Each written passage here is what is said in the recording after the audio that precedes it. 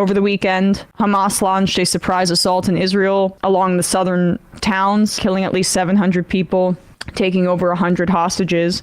It was unprecedented in the coordination and the deadliness of a Hamas assault. We've talked about this before, but the level of technological sophistication and weaponry on Israel's side, the funding, it is so much broader, so much more robust than what Hamas or Palestinians have. So this has that underscores how unprecedented the deadliness of this was. As I said in headlines, in response, Israeli authorities announced that they will implement a full blockade in Gaza, cutting electricity indefinitely. I mean, in Gaza, they only have 4 electricity hours a day anyway, but now it's fully blocked off, blocking the entry of food and fuel as a part of what they call a siege, a complete one on Gaza. At least 500 dead in Gaza as we record this, and Israel is threatening a ground war, which would be so devastating it's difficult to even comprehend. A reminder that collective punishment is a war crime, and that the horrors here are undescribable. I mean, I am heartbroken for the Israeli civilians that were killed, and I am heartbroken for the people of Gaza and everybody who are going to continue to bear the brunt of the powder keg that is the continued apartheid that Israel is implementing. It is a powder keg. Israel brought the barrel. They brought the gunpowder, the matches, and this is the result that we see.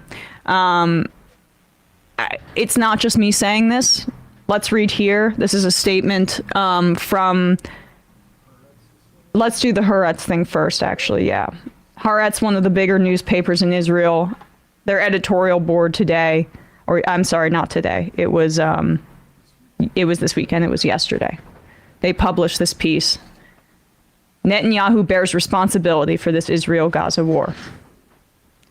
The disaster that befell Israel on the holiday of Simchat Torah is the clear responsibility of one person, Benjamin Netanyahu.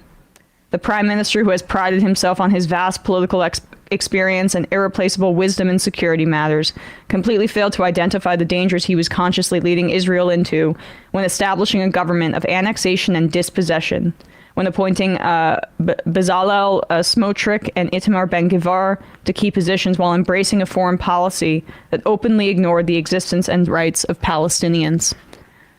That was the opening paragraph in this piece, but I will read the conclusion as well here. In the past, Netanyahu marketed himself as a cautious leader who eschewed wars and multiple casualties on Israel's side. After his victory in the last election, he replaced this caution, with the policy of a fully right government, with overt steps to annex the West Bank, to carry out ethnic cleansing in parts of the Oslo-defined Area C, including the Hebron Hills and the Jordan Valley. This also included a massive expansion of settlements and bolstering of the Jewish presence on Temple Mount near the Al-Aqsa Mosque, as well as boasts of an impending peace deal with the Saudis, in which the Palestinians would get nothing, with open talk of a second Nakba in his governing coalition. As expected, signs of an outbreak of hostilities began in the West Bank, where Palestinians started feeling the heavier hand of the Israeli occupier. Hamas exploited the opportunity in order to launch its surprise attack on Saturday. Above all, the danger looming over Israel in recent years has been fully realized. A prime minister indicted, in 3 corruption cases cannot look after state affairs, as national interests will necessarily be subordinate to extricating him from a possible conviction and jail time. This was the reason for establishing this horrific coalition and the judicial coup advanced by Netanyahu, and for the enfeeblement of top army and intelligence officers who were perceived as political opponents. The price was paid by the victims of the invasion in Western Negev. So that is one of the top papers in Israel saying this. And I also wanted to read a statement here from a member of the Knesset, a part of the leftist Hadash coalition. He is the sole Jewish member, I believe, Ofer Kasif. We put this up here. This was Walid Shahid who reposted this, but I believe this quote was initially in Al Jazeera.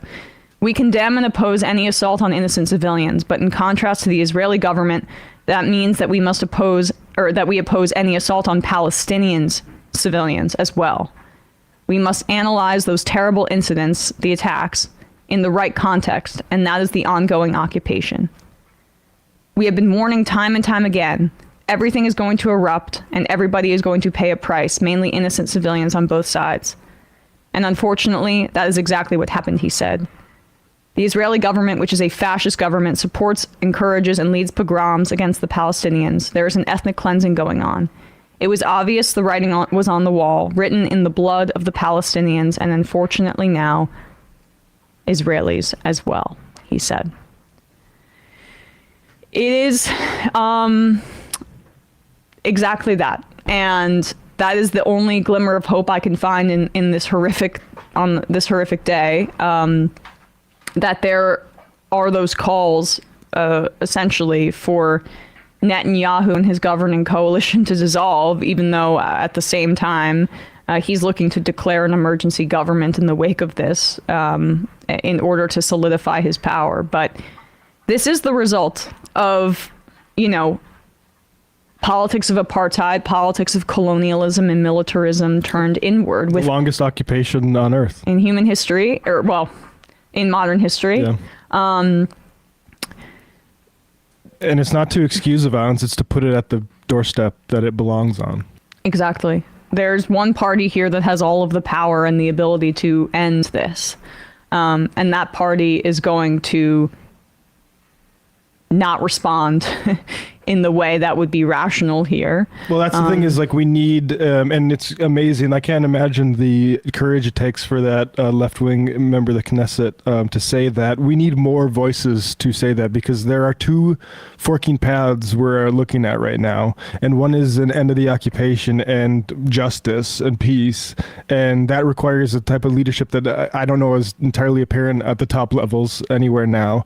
Or we have Benjamin Netanyahu doing what he wants, which is to use military force to further ethnic cleansing. Yeah, and to button this up quickly, it's, and we will be, of course, fleshing this out with Orly Noy, but Hamas is a group that doesn't need to be empowered if Palestinians have some sort of representation or voice. I mean, it's been nearly a decade, really, since the government of Israel has even negotiated with the Palestinians.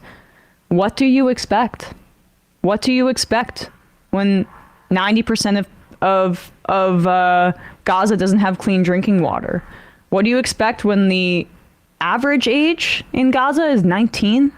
I mean, half of the population in these highly condensed open-air prisons, they're children.